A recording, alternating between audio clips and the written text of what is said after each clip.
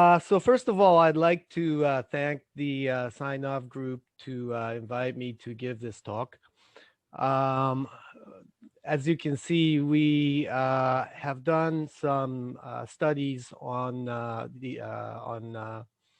efficiency of mass screening for the virus, and our most recent conclusion is that we propose a two-step testing strategy, especially to this screen should read efficiency. Well, should read effectiveness rather than efficiency. But since PCR is very laborious and takes time, we've found one way of making the screening test process more efficient. I'm actually in Hokkaido, Japan, and this is just a daily new cases by the Worldometer. I don't know if any of you follow this, but daily new cases in Japan look like this. However, we in Hokkaido actually got the most number of new cases in the very beginning, even before the first wave hit the whole of Japan.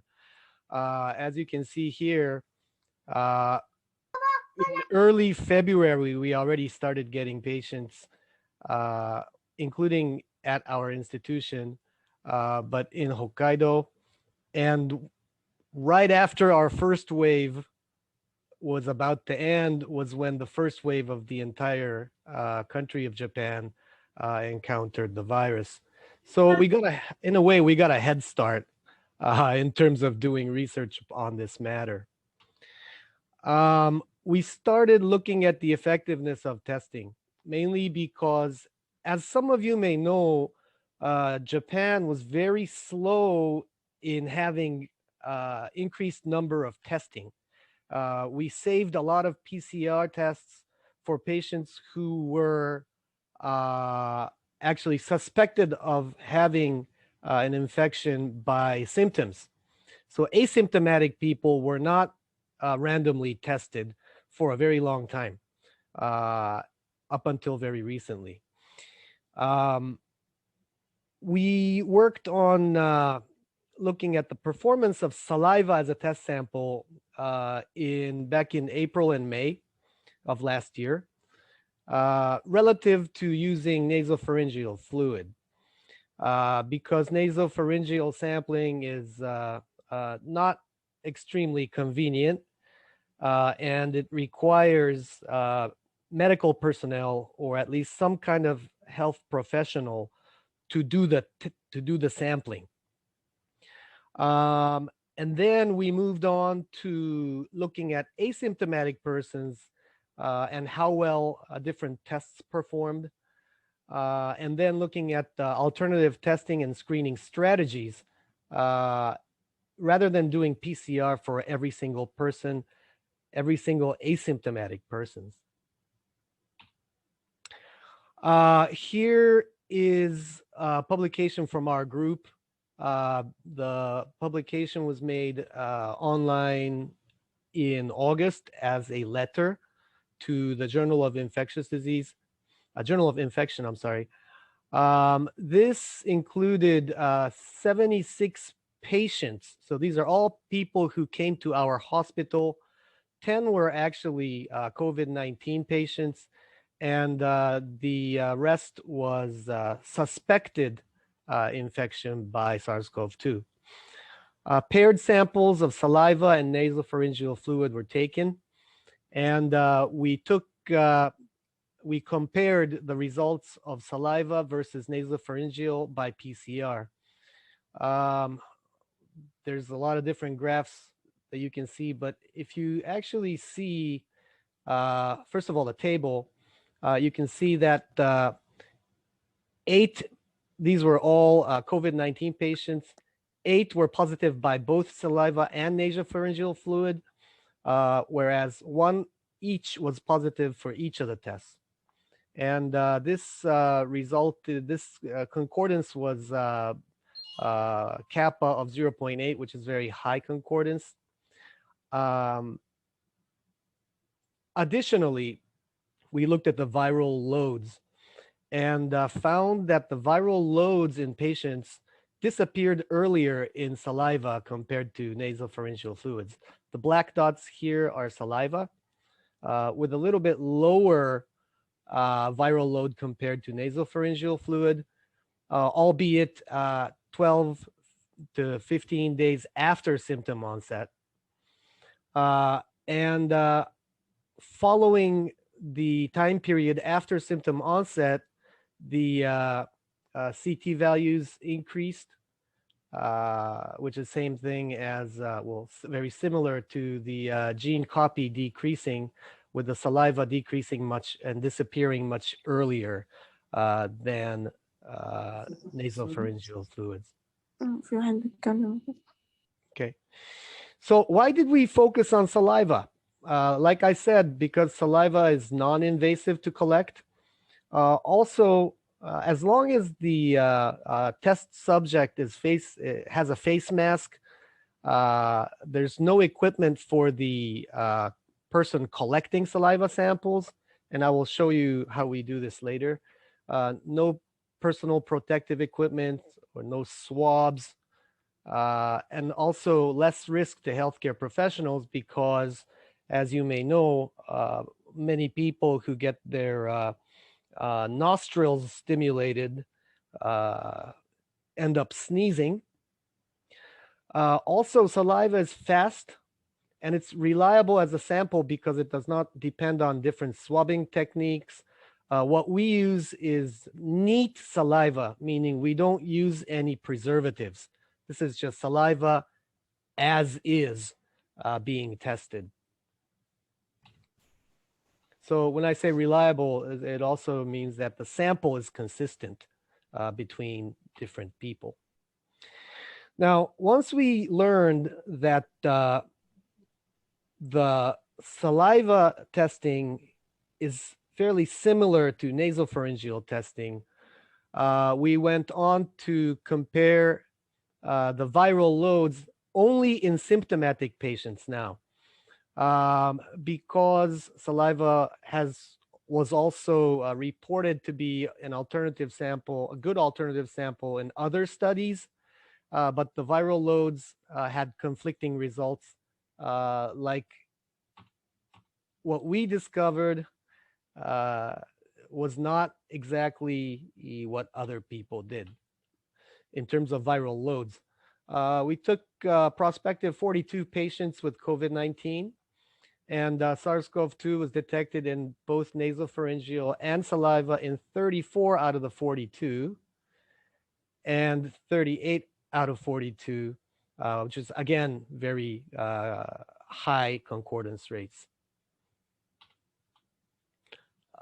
We actually used two different probes and primers to do the PCR. So these two on the left side is using the N2 probe and primers. On the right side is N1 probe and primers, which show very similar results, whereby nasopharyngeal swabs with increasing CT values corresponded to higher CT values in saliva. Likewise with the other probe. Below, we followed from days of onset. Saliva peaks a little bit earlier and starts to fall. As you can see, this is also earlier days from symptom onset compared to the prior study. This is the third study that we did in similar lines, but we actually collected a prospective cohort of both asymptomatic and a very few symptomatic people at both health centers, but mainly at international airports. We used the Haneda Airport in Tokyo and the Kansai International Airport in Osaka. and requested consecutive passengers that are coming into Japan to provide saliva, and compared it to the mandatory nasopharyngeal sampling by the medical officers at the airport quarantine stations. So we had paired samples, and we, in addition to comparing the PCR, we also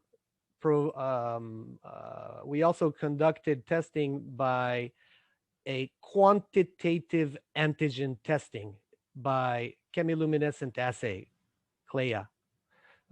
This chemiluminescent assay was targeting the viral N protein, and this testing method was evaluated in addition to just comparing self-collected saliva and NPS.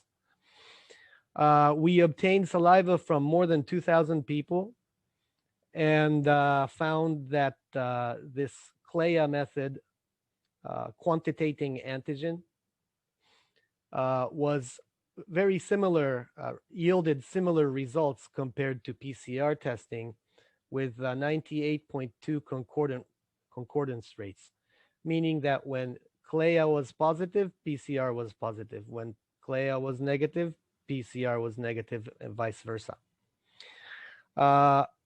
Given PCR positivity, the quantitative antigen test positivity was 76%, a little bit lower than given PCR negativity. CLEA negativity was 99.24%.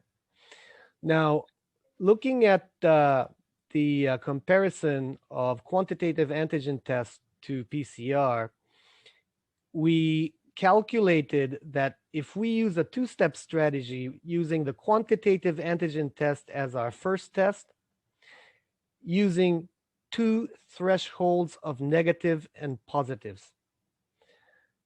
This is a quantitative antigen test. Therefore, we can set these cutoffs anywhere we want to. Mainly most effective if you base this on the prevalence rates, the local prevalence rates, and the prevalence rate at the international airports in Japan was about 0.3%. And we set the quantitative cutoffs at 0.19 and 4.0. Now, by setting different positive and negative cutoffs, anything in between is an intermediate range, which is a gray zone, whether it could be positive or negative. And these were the only patients whom PCR was performed, or actually evaluated separately here. And if we take the quantitative antigen intermediates and take the results from the PCR as a second test, then these values of 76% was 85% and 99.24, improving to 100.0 with a 90% credibility interval of 99.85 and greater. So what we found out here was that using these two tests as a two-step testing strategy may actually save a lot of PCRs, which is laborious, costly, and slightly more risk to the healthcare provider. By using CLEA as a first step, which could potentially give similar numbers of detect similar positive patients with less false negatives. So why saliva? We went over this already, but this time we did self-collected saliva, which has been implicated in many other studies as well. But simultaneous parallel collection could be performed if it's self-collected. And like I said, we don't need these PPEs. This is yours truly at one of the health centers in Japan. When they were doing PCR right next to me, I had to wear all this. And August July and August in Japan is very hot and humid, maybe lasting only 3 hours without getting all sweaty. But what we used is, I will show you from the next slide on how we did this parallel collection. But first thing, when the international travelers enter the quarantine area, they come to this sign, and the English version is pretty Japanese English, but if saliva is hard to come out, massage from under the ears to under the chin, showing a lemon here, get some saliva out. And this is umeboshi, which is pickled plums, which is very popular in Japan. This chemiluminescence assay was performed by Lumipulse, and I'm not going to go through this detail. I have no COI with these people. The machine is just about the size of a working desk. Results are obtained in 30 minutes. Analysis is done by an assembly line, so you don't have to wait for all 96 wells or how many wells to be full before you start the analysis. And again, quantitative testing is very useful because the cutoff rates for positives and negatives could be adjusted depending on the local prevalence states. This is, I'm showing you how we set up these parallel collection booths to allow simultaneous sampling. This is a photo from the Haneda airport. This here says saliva collection booth. Now going into, the passengers will be traveling through this door and meeting these nurses who will be providing them with the specimen collection tubes. And here's some instructions for the passengers. Just showing them how to collect, and that also that if they don't agree or consent, they may just pass through without providing saliva samples. At these partitioned booths, if you imagine 8 or 9 different medical providers wearing full PPEs, getting exposed to people sneezing on them, it looks very slim and simple and fast and cheap. Also avoiding airport transit lounge, which may be closed spaces in crowds and close contact situations.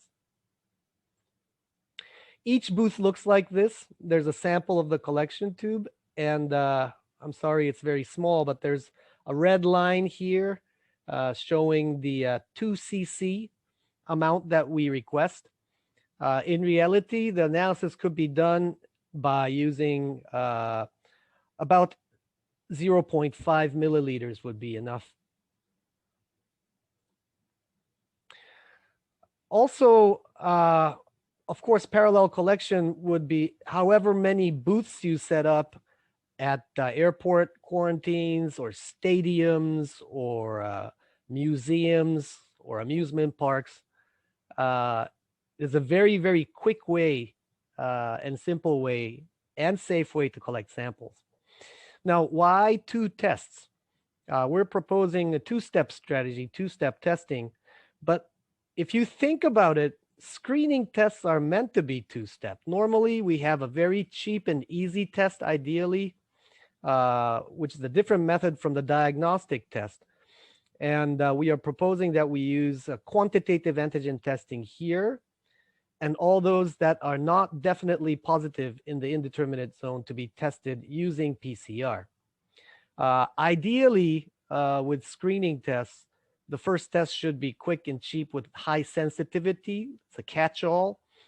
And the second test should be with high specificity in order to confidently diagnose whatever the condition that may be. And this is the last test, the last examination we did, the last study we did. We actually got had available the data from all airport arrivals to Japan between the 2 months of August and September, which was about 90,000 people. Actually, it was a little bit above 100,000, but about 90,000 through airports. There were people who refused testing, as well as some who could not produce enough saliva. So these patients were excluded. Out of the 88,000, all went through quantitative antigen testing, with more than 88,000 people being negative. These people were advised to self-isolate for 14 days, which is protocol for all inbounds to Japan, including up until now. This is not enforceable, but they are advised to self-isolate. There were also 254 who were positive by the threshold of 4 picograms per milliliter. This is only 0.28% of the general population of inbounds. Like I said, it's always been around 0.3% prevalence. Now, the main issue are these 513 people who were indeterminate or deemed indeterminate by the defined positive and negative cutoffs. And these were the only people who received NAT or PCR, a nucleic acid amplification test. Some of the tests were done by PCR, others were done by LAMP method, which I'm not going to talk about because of the time constraints. But what we found from here is that approximately 6 to 7% of this population were positive, whereas 93% were negative. Now, moving on.